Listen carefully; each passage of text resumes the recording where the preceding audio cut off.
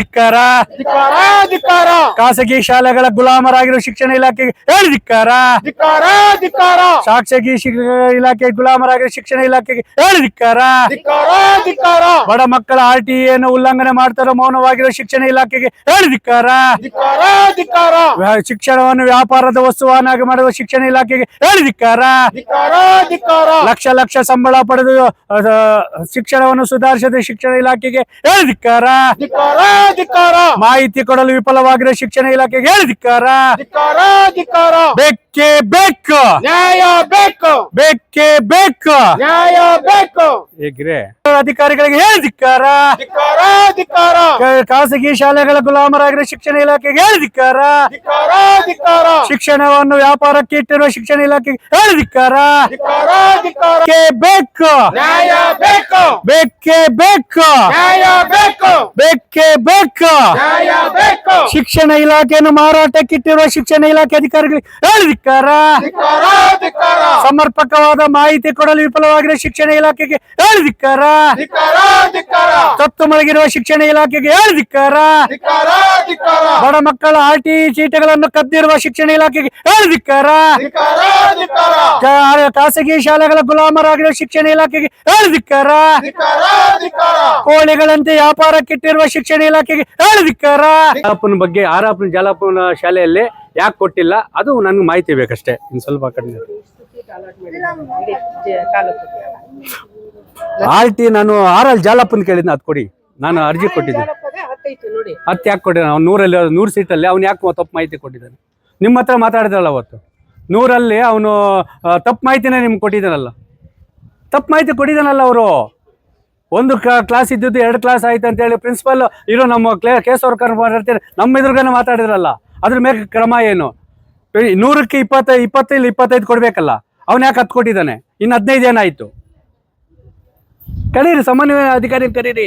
ನೀವೇ ಹೇಳಿದ್ರಲ್ಲ ಹೋಗಿ ವೆರಿಫಿಕೇಶನ್ ಮಾಡ್ಕೊಂಬ ಅಂತ ಹೇಳಿದ್ರಲ್ಲ. ಏನ್ ಮಾಹಿತಿ ಇದ್ರೆ ಕೊಡ್ರಿ. ಸ್ವಲ್ಪ ಅವ್ರು ಅಲರ್ಟ್ ಆಗಿದಂತ 100 ಜನ ಹೆಂಗ್ ಮಾಡ್ತಾ ಇದ್ದಾನ ಅವನು?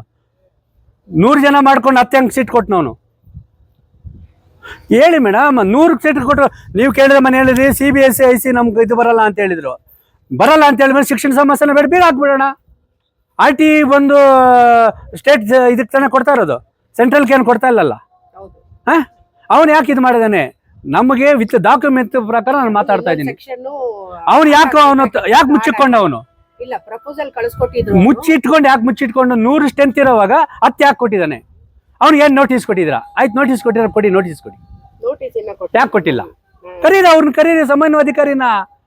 ನಾವಿನ್ನು ಕಳ್ಳೆಪುರಿ ತಿನ್ನಕ್ ಬಂದಿಲ್ಲ, ಕೋಳಿ ವ್ಯಾಪಾರ ಮಾಡಕ್ ಬಂದಿಲ್ಲ. ನಾನು ಕೇಳಿದ್ರೇನೆ ಮಾತಾಡೋದು. ಎಷ್ಟು RTE ಸೀಟ್ ಆಗಿದೆ, ಎಷ್ಟು ಉಲ್ಲಂಘನೆ ಆಗಿದೆ, ಎಷ್ಟೆಷ್ಟು ಸ್ಕೂಲಲ್ಲಿ ಎಷ್ಟೆಷ್ಟು ಸ್ಟ್ರೆಂತ್ ಇದೆ ಗೊತ್ತಾ? ಅವ್ರು ಕೊಟ್ಟಿರೋದೆಲ್ಲ ತಪ್ಪು ಮಾಹಿತಿನೇ. ಇದು ನಿಮಗೆ ಕೊಟ್ಟಿರೋದೆಲ್ಲ ತಪ್ಪು ಮಾಹಿತಿನೇ. ನಡ್ರಿ ಹೋಗೋಣ. ನಾವು ಇವತ್ತು ಬರ್ತೀರಾ, ನಾಳೆ ಬೇಡ, ನಾಳೆ ರಜೆ ಇದೆಯಾ, ಗುರುವಾರ ಬರ್ತೀರಾ, ಪ್ರತಿಯೊಂದು ಸ್ಕೂಲ್ಗೆ ಹೋಗೋಣ. ಅವ್ರು ಏನಾರ ಕರೆಕ್ಟಾಗಿ ಕೊಟ್ಟಿದ್ರೆ ನಾನು ಇಲ್ಲಿ ಸೆಕ್ಯೂರಿಟಿ ಕೆಲಸ ಮಾಡ್ತೀನಿ. ಶುಕ್ರವಾರ ಕೊಡೋದಲ್ಲ ನಮಗೆ. RL ಜಾಲಪ್ಪಂದು ನಾನು ಓರಲ್ಲಾಗಿ ಹಾಕಿದ್ದೀನಿ, ಇದು ಲೆಟ್ರಲ್ಲೇ ಕೊಡ್ತೀನಿ. ಓಕೆನಾ? ಆ ಲೆಟ್ರಲ್ಲಿ ಕೊಟ್ಟಾಗ ಅವನು 100 ಸೀಟ್ ಇರೋದನ್ನು 100 ಜನಕ್ಕೆ 25 ಇಲ್ಲ 20 ಕೊಡಲಿ. 10 ಕೊಟ್ಟಿದ್ದೀನಿ, 10 ವಂಚನೆ ಮಾಡಿದ್ದಾನೆ. ಪರ್ಮಿಷನ್ ತೊಗೊಂಡಿರ ಅವನು ಹೆಂಗೆ ಅಡ್ಮಿಷನ್ ಮಾಡ್ಕೊಂಡು ಅದನ್ನು ತನಿಖೆ ಆಗಬೇಕು. ಅವನು ಎಷ್ಟೇ ಉನ್ನತ ಆಗಲಿ, ICSE ಆಗಲಿ, CBSE ಆಗಲಿ. ಮತ್ತು ನೀವು ಕೋಲಾರ ತಾಲೂಕಿಂದನೇ ಮಾಡಿ CBSE ICSE ಎಷ್ಟು ಸ್ಕೂಲ್ಗಳಿದೆ ನಮ್ಗೆ. ಯಾಕಂದರೆ ಇವಾಗ ಅವನು ಚೈತನ್ಯ ಅವನು ಬಂದಿರ್ತಾನೆ, ಅವ್ನು ಕೊಡೋ ಬಟ್ಟೆ ನೋಡಿಬಿಟ್ರೆ ಮನೇಲಿ ನಾವು ಹೊರಲು ಉಜ್ಜಕ್ಕಾಗ್ತಾಯಿದ್ವಿ ಹಳೆ ಕಾಲದಲ್ಲಿ. ಅದಕ್ಕನ್ನ ಈ ನಾಯಿ ಬಟ್ಟೆ. ಪೆನ್ಸಿಲ್ ಬಂದು 50 ರೂಪಾಯಿ ತೊಗೊತಾನೆ ಒಂದು ಪೆನ್ಸಿಲ್ಗೆ. ಮೇಡಮ್, ಪೆನ್ಸಿಲು ಅವನೇ ಕೊಡಬೇಕು, ಚಾಕ್ಸು ಅವನೇ ಕೊಡಬೇಕು, ಶೂ ಕೊಡಬೇಕು. ನಾವು ಹೇಳೋದು ಅರ್ಥ ಮಾಡ್ಕೊಳ್ಳಿ. ನಿಮ್ಮ DDPIಗೆ ಒಂದು ಲೆಟ್ರ್ ಬರೀರಿ, CBSE ICSE ಈ ಥರ ಶೋಷಣೆ ಆಗ್ತಾಯಿದೆ ಬರೀರಿ. RTE ಸೀಟಿಗೆ ಯಾರಾವ ಒಂದು ಶಾಲೆಗಳು ಉಲ್ಲಂಘನೆ ಆಗಿದೆಯಾ ಅದು ಕಡ್ಡಾಯವಾಗಿ ಎಷ್ಟೆಷ್ಟು ಸೀಟ್ ಕೊಟ್ಟಿದ್ದಾರೆ, ಸ್ಟ್ರೆಂತ್ ಎಷ್ಟಿದೆ. ಈಗ 150 ಇದ್ದರೆ 35 ಕೊಡಲೇಬೇಕು. ಅವನು 37 ಸೀಟ್ ಕೊಡಲೇಬೇಕು. ಕೊಟ್ಟಿದ್ದಾನ ಇಲ್ಲ? ಗ್ರಾಮೀಣ ಪ್ರದೇಶಕ್ಕೆ ಕೊಟ್ಟಿದ್ದಾನ ಇಲ್ಲ ಅವನೇ ಮಾರಾಟ ಮಾಡ್ಕೊಂಡಿದ್ದಾನ? ಯಾಕಂದರೆ RTE ಸೀಟ್ ಕೊಟ್ಟ ಮೇಲೆ CBSE ಆಗಲಿ ICSE ಆಗಲಿ ಟೋಟಲ್ ಅನುದಾನ ಅವ್ನು ಹೋಗ್ತದಲ್ಲ. ನಿಮ್ಮ ಸರ್ಕಾರದ ಏನು ಬರ್ತದೆ ಅಂತಲ್ಲ. CBSE ICSE ನೀವು ತನಿಖೆ ಮಾಡೋಂಗೇ ಇಲ್ಲ ಅಂತ ಹೇಳಿದ್ರೆ ಅವ್ನಿಗೆ RTE ಸೀಟ್ ಯಾಕೆ ಕೊಡಬೇಕು? ಹಂಗಾರ ತೆಗೆದಾಕ್ಬಿಡ್ಬೋದಾಗಿತ್ತು. ಅವ್ನಿಗೆ ಈ ಕಡೆ ದುಡ್ಡು ಬೇಕು, ಇದು ಬೇಕು. ದಯವಿಟ್ಟು ಆಯಿತು, ನಾಳೆ ನಾಳೆದು 2 ದಿನ ಟೈಮ್ ಕೊಟ್ಟಿದ್ದೀರಾ ನಮಗೆ. RL ಜಾಲಪ್ಪನು ಮೇಯ್ನ್, ನಾನು ಅದನ್ನೇ ಟಾರ್ಗೆಟ್ ಮಾಡ್ತಾಯಿದ್ದೀನಿ. ಅವನೇ ಉಲ್ಲಂಘನೆ ಮಾಡಿರೋದು. ಅಂಥ 101 ಸ್ಕೂಲ್ ಇದೆ, ನಾವು ಕೊಡ್ತೀವಿ. ನೀವು ಎಷ್ಟು RTI CT ಸಿಕ್ಕಿದೆ ಅದು ಪಾರದರ್ಶಕ. ಒಂದು ಹೇಳ್ತೀನಿ ಕೇಳಿ, ಅವ್ರು ರಾಜಕೀಯ ಒತ್ತಡ ಹಾಕಿ ಇಲ್ಲ ಶಿಕ್ಷಣ ಸಚಿವರು ತಗ ಹೋಗ್ಬಿಟ್ಟು ನಿಮ್ಮನ್ನು ವರ್ಗಾವಣೆ ಮಾಡಿದ್ರು ಶಿಕ್ಷಣ ಇಲಾಖೆಗೆ ಹೋಗೋದು ನೀವು, ಬೇರೆ ಎಲ್ಲಿ ಯಾವ ಇಲಾಖೆಗೆ ಹೋಗಲ್ಲ. ಕೋಲಾರ ಬಿಟ್ಟರೆ ಮುಳುಬಾಗ್ಲಾಗ್ಬೋದು, ಇಲ್ಲ ಕೋಲಾರ ಜಿಲ್ಲೆ ಬಿಟ್ಟರೆ ಚಿಕ್ಕಬಳ್ಳಾಪುರ ಜಿಲ್ಲೆಗೆ ಆಗ್ಬೋದು. ಅದೇ ಜೀಪ್ ಕೊಡ್ತಾರೆ, ಅದೇ ಆಫೀಸ್ ಕೊಡ್ತಾರೆ, ಅದೇ TA ಕೊಡ್ತಾರೆ, ಅದೇ DAಗಳು ಅದೇ ಸಂಬಳ ಕೊಡ್ತಾರೆ. ದಯವಿಟ್ಟು ನಾವು ಕೇಳ್ತಾ ಇರೋದು ಶಿಕ್ಷಣ ಇಲಾಖೆನ ಉಳಿಸ್ರಿ. ಅದ್ರ ಜೊತೆಗೆ ಶಿಥಿಲಗೊಂಡಿರುವಂಥ ಶಾಲೆಗಳನ್ನ ಗುರುತಿಸಿ, ಮಳೆ ಇಲ್ಲ ಅನ್ನುವಷ್ಟೇ ಶಿಥಿಲಗೊಂಡಿರೋ ಶಾಲೆಗಳನ್ನ ಗುರುತಿಸಿ ಅಭಿವೃದ್ಧಿಪಡಿಸಿ. ಮಕ್ಕಳು ಒಳಗಡೆ ಹೋಗ್ತಾರೆ ಅಂತೇಳಿ ಅಯ್ಯೋ ಅಂತೇಳಿ ಭಯ ಬೀಳ್ತಾರೆ. ಈ ವರ್ಷ 1 ಇಂದ 10 ಶಾಲೆಗಳು ಮುಗಿಸ್ತಾನೆ ಇದ್ದಾರೆ ಸರ್ಕಾರಿ ಶಾಲೆಗಳು. ಒಂದಲ್ಲ ಎರಡಲ್ಲ ಬಿಲ್ಡಿಂಗ್ ಬರೋ ಇನ್ನೊಂದು ಐತೆ ನೋಡು, ಮಾತ್ರ ನಾವು ನಮ್ಮ ಜೊತೆ ಕೊಡು, ಅದು ಕೊಡು. ಈಗ RT ಏನಿದೆಯೋ ಅದ್ರದ್ದು ಜಾಲಪ್ಪ ಶಾಲೆಗೆಲ್ಲ ನಾವು ವೆರಿಫೈ ಮಾಡಿ ಮಾಹಿತಿ ಕೊಡ್ತೀವಿ.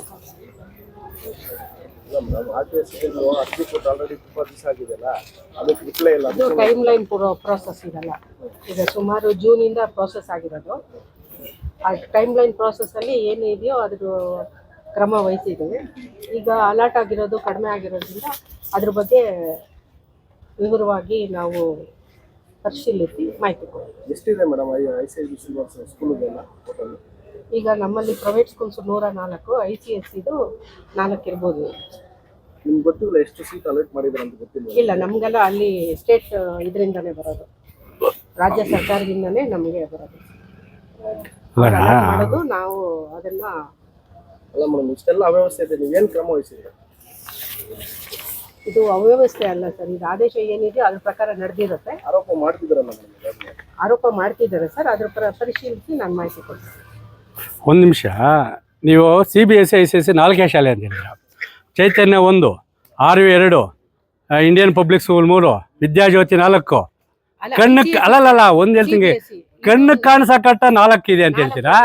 ಅದಕ್ಕೆ ಅನಧಿಕೃತವಾಗಿ ಜಾಸ್ತಿ ಇದೆ ಅಂತೇಳಿ ನೀವು ಒಪ್ಕೊಂತ ಇದ್ದೀರಾ? ಇಲ್ಲ, ಈಗ ನೋಡಿ ಕೆಲವರು ಅಲ್ಲ, ಹೌದು, ಹಾಕೊಂಡಿದ್ದಾರೆ. ಯಾಕೆ ಹಾಕ್ಬೇಕು? ಒಂದು ಹೇಳ್ತೀನಿ ಕೇಳಿ, ಈಗ ಶಿಕ್ಷಣ ಸಮಸ್ಯೆ ಇದೆಯಲ್ಲ, ICSE CBSE ಇಂಟರ್ನ್ಯಾಷನಲ್ ಸ್ಕೂಲ್ ಅಂತ ಆಗ್ತಾನಲ್ಲ, ಅವನ ದಾಖಲೆಗಳು ನೀವು ಯಾಕೆ ಪರಿಶೀಲನೆ ಮಾಡಬಾರ್ದು? ಸರ್, ನಮ್ಮ ವ್ಯಾಪ್ತಿಗೆ ಒಳಪಡೋದು ಅದೇ ಹೇಳ್ತಾ ಇರೋದು. ನನ್ನ ವ್ಯಾಪ್ತಿಗೆ ಬರಲ್ಲ, ನನ್ನ ವ್ಯಾಪ್ತಿಗೆ ಬರಲ್ಲ ಅಂತ ಹೇಳಿದ್ರೆ ಕೋಲಾರ ICSE CBSE ಮಾಡ್ಬಿಟ್ಟು ಸಂಪೂರ್ಣವಾಗಿ ಮುಚ್ಚಾಕ್ಬಿಡಿ ಶಿಕ್ಷಣ ಸಮಸ್ಯೆನ. ಬೇಡ, ಬೇಕಾಗಿಲ್ಲ. ಅವನು ಯಾರೋ ಹೋಗ್ತಾನೆ, ಬ್ಯಾಗ್ ಕೊಡ್ತಾನೆ, ಆ ಬ್ಯಾಗನ್ನ ತೆಗೆದು ಮಕ್ಳಿಗೆ ಕೊಟ್ಬಿಡ್ತಾರೆ. ಅವನೇನು ಹೇಳ್ತಾನೆ, ಅಯ್ಯೋ ನಾನು ಆ ಮಕ್ಳಿಗೆಲ್ಲ ಕೊಟ್ಬಿಟ್ಟು ಅಂತ ಹೇಳ್ಬಿಟ್ಟು ಅವ್ನು ಊರೆಲ್ಲ ಟಮ್ಕ್ ಹಾಕೊಂಡ್ಬರ್ತಾನೆ. ಇದು ನಮ್ಮ ಸರ್ಕಾರಿ ಶಿಕ್ಷಣ ಸಮಸ್ಯೆಗಳಿದು. ನಾವು ಕೇಳ್ತಾ ಇರೋದಂದ್ರೆ ಬಟ್ಟೆ, ಬುಕ್ಕು, ಶೂ, ಮೊಟ್ಟೆ, ಊಟ ಎಲ್ಲದರಲ್ಲೂ ಏನು ಎಲ್ಲದರಲ್ಲೂ ಹಗರಣ ಅಂತ ಹೇಳಿದ್ರಿ. ಶಿಕ್ಷಣ ಸಮಸ್ಯೆ ಉಳಿಯೋದಿಲ್ಲ. CBSE ಗಲ್ಲಿಗೂ ಅವನು ಚೈತನ್ಯ ಅವರು ಇರ್ಬೋದು, ಯಾವ ಸ್ಕೂಲನ್ನು ಈಗ CBSE ICSE ಬರಲ್ಲ, ನಿಮ್ಮ ಶಿಕ್ಷಣ ವ್ಯಾಪ್ತಿಗೆ ಬರಲ್ಲ. ಅಟ್ಲೀಸ್ಟ್ ಒಂದು ಸಮಸ್ಯೆನ ಯಾವ್ದನ್ನ ನೀವು ಯಾರಿಗಾನ ಒಬ್ರು ಪವರ್ ಇಲ್ಲ DC ಕೊಡಬೇಕು. ನಾವು ಮಕ್ಕಳ ಸೇಫ್ಟಿ ಏನಿದೆಯೋ ಅದನ್ನ ಫಾಲೋ ಮಾಡ್ತೇವೆ ಸರ್. ಇನ್ನು ಉಳಿದಂತ ಆಡಳಿತದ್ದು ಮಾತ್ರ ನಮ್ಮ ವ್ಯಾಪ್ತಿಗೆ ಮಕ್ಕಳ ಸೇಫ್ಟಿ ಎಲ್ಲ ಮೇಡಮ್ ಹೇಳ್ತಾ ಇರೋದು ನೀವು. ಮಕ್ಕಳ ಸೇಫ್ಟಿಗೆ ಇನ್ನೊಂದು ಹೇಳ್ಬಿಡ್ತೀನಿ, ಒಂದೊಂದು ಆಟದಲ್ಲಿ 20-20 ಜನ ಮಕ್ಳು ಇರ್ತಾರೆ. ಅಲ್ಲ, 20-20 ಜನ ಇರ್ತಾರೆ, ಇನ್ನು ಮಕ್ಕಳ ಸೇಫ್ಟಿ ಎಲ್ಲಿ ಬರ್ತದೆ ಸರ್? ನಾವು ಸ್ಕೂಲಲ್ಲಿ ಯಾರು CBSE ಸ್ಕೂಲ್ ಪುಸ್ತಕ ಕೊಡಬಾರ್ದು ಸರ್ಕಾರದ ಆದೇಶ ಇದೆ ಅಲ್ವಾ ನಿಮ್ಗೆ? ಅಲ್ವಾ? ಮತ್ತೆ ಅವರೇ ಪುಸ್ತಕ ತಂದು ಅವರೇ ಮಾಡ್ತಾರ, ನೀವ್ ಯಾಕೆ ಕ್ರಮ ತಗೊಂಡಿಲ್ಲ? ಶಾಲೆ ಎಲ್ಲ CBSE ICSE ನಂಗೆ ಬರಲ್ಲ, ನಂಗೆ ಬರಲ್ರಿ, ಅಷ್ಟು ನಾವು ಹೇಳೋದು. ಸರ್ಕಾರ ಆದೇಶ ಇದೆ ಅಲ್ವಾ ಮೇಡಮ್? ಈಗ ಅವರೇ ಪುಸ್ತಕ ತಂದು ಅವರೇ ಬೇಕಾದ ಸ್ಟೇಟ್ಗೆ ಬೆಲೆ ಇಟ್ಕೊಂಡು ಅವರೇ ಮಾಡ್ಕೊಳ್ತಾರಲ್ಲ, ನೀವ್ ಯಾಕೆ ಅವ್ರಿಗೆ ಕ್ರಮ ತಗೊಂಡಿಲ್ಲ? ಗೊತ್ತಾ ಮೇಡಮ್ ಎಲ್ಲ ಶಾಲೆಗಳಲ್ಲೂ ಎಷ್ಟು ಶಾಲೆ ಎಷ್ಟು ಶಾಲೆ ಕೊಡಕ್ ಬರೋದಿಲ್ಲ. 12 ಶಾಲೆ ಮುಚ್ಚಿದೆ. ಯಾಕೆ ಇದುವರೆಗೂ ನನ್ನ ಬಗ್ಗೆ ಗಮನ ಹರಿಸಿಲ್ಲ ನೀವು? CBSE ICSE ಇದ್ರಿ, ಅದಕ್ಕೆ ಪ್ರೈವೇಟ್ ಶಾಲೆಗಳಲ್ಲಿ ಅವರು ಈಗ ಅವ್ರು ಏನ್ ಹೇಳ್ತಾರೆ, ಬೇರೆ ಸ್ಕ್ಯಾನ್ ಮಾಡಂಗಿಲ್ಲ, ಅಲ್ಲೇ ಟೀಚರ್ ಹೇಳ್ಬಿಡ್ತಾರೆ. ಅವ್ರೇನೋ ಏಜೆಂಟ್ ತಗೊಂಡಾಗ ಟೀಚರ್ ಎಲ್ಲ ಮಾಡಿಸ್ತಾರೆ, ದುಡ್ಡೆಲ್ಲ ಪ್ರಿನ್ಸಿಪಲ್ ತಗೊಂತಾರೆ, ಅಡ್ಮಿನಿಸ್ಟ್ರೇಟರ್ ದುಡ್ಡು ತಗೊಳ್ತಾರೆ. ಎಲ್ಲ ಶಾಲೆ ನಡೀತಾರೆ, ದಂಧೆ ಅದು. 5,000 ಪುಸ್ತಕ. ಕೋಲಾರ ತಾಲೂಕಲ್ಲಿ ಅಷ್ಟೋ ಇಷ್ಟೋ ಉಳಿದಿರೋ ಶಾಲೆ ಅಂದ್ರೆ ಅರಬಿಕ್ ಅಲ್ಲ, ಮೇಡಮ್ ಫೀಸ್ ಸ್ಟ್ರಕ್ಚರ್ ಎಷ್ಟಿದೆ ಅಂತ ನೋಟಿಸ್ ಬೋರ್ಡ್ ಹಾಕ್ಬೇಕು ಅಂತಿದೆ. ಅದು ಅದ್ರ ಪ್ರಕಾರ ಯಾರು ಏನು ಮಾಡೋದೇ ಇಲ್ಲ. Okay madam. ಶನಿವಾರ ಸ್ಥಳೀಯ ಶಿಕ್ಷಣ ಇಲಾಖೆಗೆ ವ್ಯಾಪ್ತಿಗೆ CBSE ICSE ಖಾಸಗಿ ಶಿಕ್ಷಣ ಸಮಸ್ಯೆಗಳು ಒಳಪಡುವುದಿಲ್ಲ ಎಂಬ ಒಂದೇ ಒಂದು ಕಾರಣದಿಂದ ಇವತ್ತು RTI ಮಕ್ಕಳ RTI ಅಂದ ಏನು RTI ಏನು ಸೀಟುಗಳಿದೆ ಅದನ್ನು ಬಡ ಮಕ್ಕಳಿಗೆ ಸಂಪೂರ್ಣವಾಗಿ ವಂಚಿತ ಮಾಡ್ತಾ ಇದ್ದಾರೆ. ಕೋಲಾರ ಜಿಲ್ಲೆ ಪೂರ್ತಿ ಯಾವ RTE ಅಲ್ಲಿ ಯಾವುದೇ ಶಾಲೆಯ ಕೂಡ ಮಕ್ಕಳು ಕೊಡ್ತಾ ಇಲ್ಲ. ಹಾಜರಾತಿ ಕೂಡ ತಪ್ಪು ಕೊಡ್ತಾ ಇದ್ದಾರೆ. ಇವತ್ತು 50 ಇದ್ದರೆ 100 ಇದ್ದರೆ 50 ಕೊಡೋದಿಲ್ಲ. ಆದರೆ ಇಲ್ಲೇ ಶಿಕ್ಷಣ ಸಮನ್ವಯ ಅಧಿಕಾರಿ ಮತ್ತು BEO ಅವರು ಮತ್ತು DDPI ಇಲ್ಲಿನ ಶಿಕ್ಷಣ ಇಲಾಖೆಯ ಒಳ ಒಪ್ಪಂದ ಯಾವ ರೀತಿ ಇದೆ ಅಂತ ಹೇಳಿದ್ರೆ, ಬಡ ಮಕ್ಕಳ ಶಿಕ್ಷಣವನ್ನು ಕೋಳಿ ಕುರಿಗಳಂತೆ ಇವತ್ತು ಹರಾಜಿಕ್ಬಿಟ್ಟಿದ್ದಾರೆ. ಈ ಕೋಳಿಗೆ ಒಂದು ಬೆಲೆ ಇದೆ. 1 kg ಎಷ್ಟಂದರೆ 180 ರೂಪಾಯಿ, 180 ರೂಪಾಯಿ. ಆದರೆ ಇವತ್ತು ಖಾಸಗಿ ಶಿಕ್ಷಣ ಸಮಸ್ಯೆಗಳ ಶುಲ್ಕ, ಮಕ್ಕಳ ಶುಲ್ಕ ಯಾವ ರೀತಿ ಇದೆ ಅಂತ ಹೇಳಿದ್ರೆ, ಅವನು ಹೇಳಿದ್ದೇ ರೇಟು. ಇಲ್ಲ, ₹1,00,000 ಕೊಡ್ಬೇಕು, ₹1,00,000 ಕೊಡಲೇಬೇಕು. ಶೂಗೆ 20,000 ಕೊಡಬೇಕು. 10 ರೂಪಾಯಿ ಪೆನ್ಸಿಲ್ಗೆ ₹100 ರೂಪಾಯಿ ಕೊಡಬೇಕು. ಏನಪ್ಪ ಇದೆ ಅಂತ ಹೇಳಿದ್ರೆ, ನಿನ್ನ ಮಕ್ಕಳ ಭವಿಷ್ಯವನ್ನು ರೂಪಣೆ ಮಾಡ್ತೀವಿ, ನಿಮ್ಮ ಮಕ್ಕಳು ಡಾಕ್ಟರ್ಗಳಾಗ್ತಾರೆ, ನಿಮ್ಮ ಮಕ್ಕಳು ಇಂಜಿನಿಯರ್ಗಳಾಗ್ತಾರೆ, ಅವ್ರ ಪಿಂಡ ಏನೂ ಆಗಲ್ಲ. ಕಡೆಗೆ ಸರ್ಕಾರಿ ಶಾಲೆಯಲ್ಲಿ ಓದಿದ್ದ ಮಕ್ಕಳು ಈ ದೇಶನ ಆಡಳಿತವನ್ನು ನಡೆಸುವಂಥ IAS IPS UPSC ಎಕ್ಸಾಮ್ಗಳು ಪಾಸ್ ಮಾಡಿ ಉನ್ನತ ಮಟ್ಟದ ಅಧಿಕಾರಿಗಳಾಗ್ತಾರೆ. ಇವತ್ತು ನಾವು ಬಡ ಕೂಲಿ ಕಾರ್ಮಿಕರು ಮಕ್ಕಳ ಭವಿಷ್ಯ ಪಕ್ಕದ ಮನೆಯವರು ICSE CBSE ಸೇರಿಸವ್ರಿ, ನಾವು ಸೇರಿಸ್ಬೇಕಂತೇಳಿ ಇರೋ ಒಡವೆ ಬಡವೆ ಆಸ್ತಿ ಪಾಸ್ತಿಯನ್ನೆಲ್ಲ ಸೇರಿಸಿ ಮಾರಿ ಎತ್ಕೊಂಡೋಗಿ ಸೇರಿಸಿ SLC ಒಳಗಡೆ ಅವನು ಇಲ್ಲದೆಲ್ಲ ದುಶ್ಚಟಗಳು ಕಲಿಸೋ ಸಂಪೂರ್ಣವಾಗಿ ಅವನು ಈ ದೇಶಕ್ಕೆ ಮಾರಕವಾಗುವ ರೀತಿಯಲ್ಲಿ ಇವತ್ತು ಖಾಸಗಿ ಶಿಕ್ಷಣ ಸಮಸ್ಯೆಗಳು ಮಕ್ಕಳನ್ನು ಇವತ್ತು ಏನು ಯಂತ್ರಗಳನ್ನು ಮಕ್ಕಳನ್ನು ಇದು ತಯಾರು ಮಾಡ್ತಾ ಇದ್ದಾರೆ. ಇವತ್ತು ಯಾವುದೇ ರೀತಿ ಮಾಡ್ತಾ ಇಲ್ಲ. CBSE ICSE ಇವರು ಶಿಕ್ಷಣ ವ್ಯಾಪ್ತಿಗೆ ಬರಲ್ಲ, RTE ಬರಲ್ಲ. RTE ಬರಿಲ್ಲ ಅಂತ ಹೇಳಿದ್ರೆ ಇನ್ನು RTE ಸೀಟ್ ಬೇಕು, ಅದನ್ನು ರದ್ದು ಮಾಡಿಬಿಡ್ರಿ. ಅದನ್ನು ಬಿಟ್ಟು 4, 5 ಅಂತೇಳಿ ಇವ್ರಿಗೆ ಮಾಹಿತಿ ಇದೆ. ಅನಧಿಕೃತವಾಗಿ CBSE ICSE ಎಷ್ಟಿದೆ ಅಂತ ಯಾರಿಗೂ ಗೊತ್ತಿಲ್ಲ. ನಾವು ಕೇಳಿದಿರೋದು, ಸತ್ತು ಮಲಗಿರುವ ಶಿಕ್ಷಣ ಸಚಿವರೇ, ನಾಪತ್ತೆ ಆಗಿರುವ ಉಸ್ತುವಾರಿ ಸಚಿವರೇ ಹಾಗೂ ಕೋಲಾರ ಜಿಲ್ಲೆಯ ಜನಪ್ರತಿನಿಧಿಗಳೇ ಹಾಗೂ ಶಿಕ್ಷಣ ಇಲಾಖೆ ಅಧಿಕಾರಿಗಳೇ, ನಿಮಗೇನಾದ್ರೂ ಬಡ ಮಕ್ಕಳ ಮೇಲೆ, ರೈತ ಕೂಲಿ ಕಾರ್ಮಿಕರ ಮಕ್ಕಳ ಮೇಲೆ ಒಂದಿಷ್ಟೇನೋ ಕಾಳಜಿ ಇದ್ದರೆ ಆ ಸರ್ಕಾರಿ ಶಾಲೆಗಳನ್ನು ಉಳಿಸ್ರಿ. RTEಯಲ್ಲಿ ಏನು ಉಲ್ಲಂಘನೆ ಮಾಡಿದ್ದಾರೆ ಆ ಕಾಲ ಯಾವೊಬ್ಬ ರಾಜಕಾರಣಿ, ಯಾಕಂದರೆ ವೋಟ್ ಬ್ಯಾಂಕು, ಯಾಕಂದ್ರೆ ಬಡವ್ರ ಮಕ್ಕಳೇ ತಾನೇ ಸರ್ಕಾರಿ ಶಾಲೆಗಳು ಹೇಳೋದು. ಅವರು ಚುನಾವಣೆ ಬಂದಾಗ ಜೈಕಾರಗಳಾಗಬೇಕಲ್ಲ ರಾಜಕಾರಣಿಗ್ಲಿಕ್ಕೆ. ಅಷ್ಟರ ಮಟ್ಟಿಗೆ ಶಿಕ್ಷಣಗಳಿದೆ.